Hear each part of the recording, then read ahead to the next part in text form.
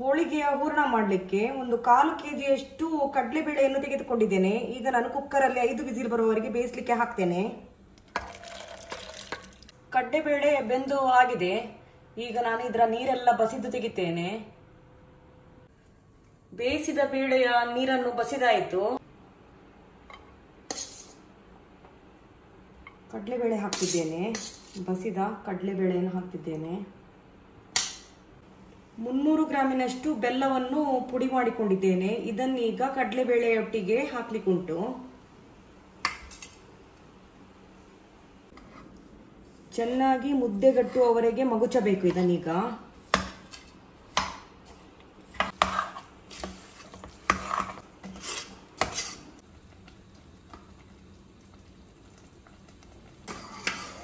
ಇದು ಒಳ್ಳೆ ಗಟ್ಟಿ ಆಗಬೇಕು. ಅಷ್ಟರವರೆಗೆ ನೀವು ಇದು ಮಾಡ್ತಾ ಇರಬೇಕು, ಇಲ್ಲದ್ರೆ ತಳ ಹಿಡಿತದೆ. ನೋಡಿ, ಇದು ಕಂಪ್ಲೀಟ್ ಗಟ್ಟಿ ಆಗ್ತಾ ಬಂತು. ನೋಡಿ, ಇದು ಗಟ್ಟಿ ಆಯಿತು. ನಾನಿನ್ನು ಗ್ಯಾಸ್ ಬಂದ್ ಮಾಡ್ತೇನೆ. ಕಂಪ್ಲೀಟ್ ತಣಿದ ಮೇಲೆ ಇದಕ್ಕೆ ಒಂದು 5-6 ಏಲಕ್ಕಿ ಪುಡಿಯನ್ನು ಹಾಕಿ ನಾವು ಮಿಕ್ಸಿಯಲ್ಲಿ ಗ್ರೈಂಡ್ ಮಾಡ್ಲಿಕ್ಕೆ ಉಂಟು. ಈಗ ಇದು ಕಂಪ್ಲೀಟ್ ತಣಿಲಿ. ಇದನ್ನು ತಣಿಲಿಕ್ಕೆ ಹಾಕಿದ್ದೆ, ಈಗ ತಣಿದಿದೆ. ಮಿಕ್ಸಿ ಜಾರಿಗೆ ಹಾಕ್ತಿದ್ದೇನೆ. ಈಗ ಸ್ವಲ್ಪ ಸ್ವಲ್ಪ ಮಾಡಿ ಇದನ್ನು ಗ್ರೈಂಡ್ ಮಾಡಿ ತರಬೇಕು. ಇದರ ಒಟ್ಟಿಗೆ ಏಲಕ್ಕಿ ಬೀಜವನ್ನು ಸಹ ನಾನೀಗ ಸೇರಿಸ್ತಿದ್ದೇನೆ. 5 ಏಲಕ್ಕಿಯ ಸಿಪ್ಪೆ ತೆಗೆದಿದ್ದೇನೆ. ಇದನ್ನು ಈಗ ಇದರ ಒಟ್ಟಿಗೆ ಹಾಕ್ತಿದ್ದೇನೆ ಗ್ರೈಂಡ್ ಮಾಡಲಿಕ್ಕೆ.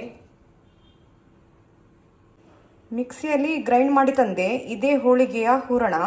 ಹೋಳಿಗೆಯ ಕಣಿಕ ಮಾಡಲಿಕ್ಕೆ ನೀರು ಹಾಕ್ತಿದ್ದೇನೆ 1/4 ಕಪ್ಪಿನಷ್ಟು. ಅರಿಶಿನ ಹುಡಿ ಹಾಕ್ತಿದ್ದೇನೆ ಸ್ವಲ್ಪ, ಒಂದು 1/4 ಚಮಚದಷ್ಟು. 2.5 ಕಪ್ಪಿನಷ್ಟು ಮೈದಾವನ್ನು ಜರಡಿಕೊಳ್ಳುತ್ತಿದ್ದೇನೆ.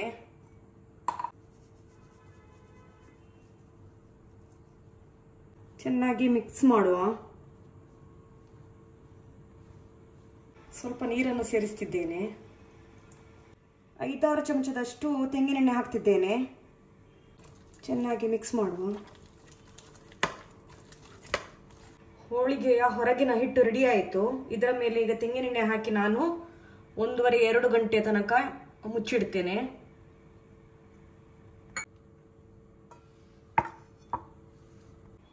ಈಗ ಲಿಂಬೆಹಣ್ಣಿನಷ್ಟು ಗಾತ್ರದ ಉಂಡೆ ಮಾಡ್ತಿದ್ದೇನೆ ನಾನು ಈ ಹೂರಣದ್ದು.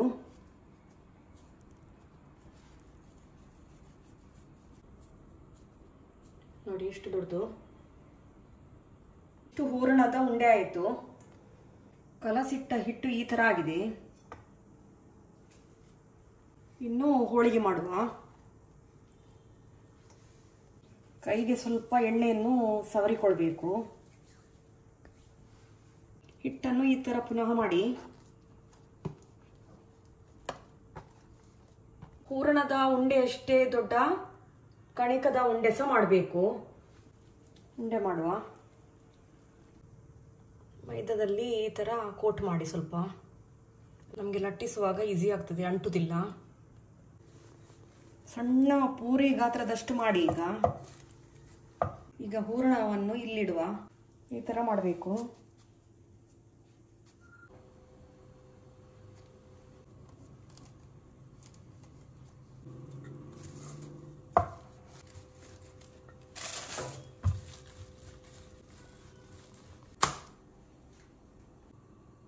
ಇನ್ನು ಹೋಳಿಗೆಯನ್ನು ಕಾಯಿಸುವ. ಹೋಳಿಗೆ ಕಾಯಿಸುವ. ಇದು ಕಾಯಿಸುವಾಗ ಎಣ್ಣೆ ಏನು ಹಾಕ್ಲಿಕ್ಕಿಲ್ಲ. ತಿನ್ನುವ ಹೊತ್ತಿಗೆ ತುಪ್ಪದಲ್ಲಿ ತಿಂದ್ರೆ ತುಂಬಾ ರುಚಿಯಾಗಿರುತ್ತದೆ. ಆಯ್ತಿದು ತೆಗಿವ.